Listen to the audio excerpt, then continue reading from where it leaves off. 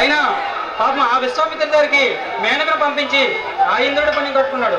మరి ఈ పవన్ కుమార్ దగ్గరికి ఏ దేవుడు పంపించి ఏ దేవుడు పుణ్యం కట్టుకుంటాడు? మరి ఎవరో వర్ణించడం దేనికండి?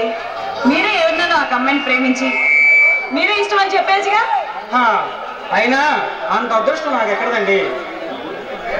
నీకేనండి, కాలేజీలో ఫస్ట్, చదువులో ఫస్ట్, ఆటల్లో ఫస్ట్, ఆఖరికి అందంలో కూడా ఫస్టే. ఊరుకోండి మేడం, మీరు నన్ను మరీ ఆకాశానికి ఎత్తేస్తున్నారు. అబ్బా పవన్ గారు, నిజం చెప్పాలంటే మీకు కాస్త మొహమాటం ఎక్కువ. ఆ మొహమాటమేనండి మిమ్మల్ని ఇలా చేస్తుంది. అయినా మీతో కలిసి స్నేహం చేయడం నాకు చాలా ఇష్టం తెలుసా? అవును పవన్ గారు, ఒక విషయంగా చెప్పాలంటే మీ కాలేజీ ఫ్రెండ్స్ అంతా చూసారా, అందమైన అమ్మాయిలు కనిపిస్తే ప్రేమించమంటే వెంట పడతారు.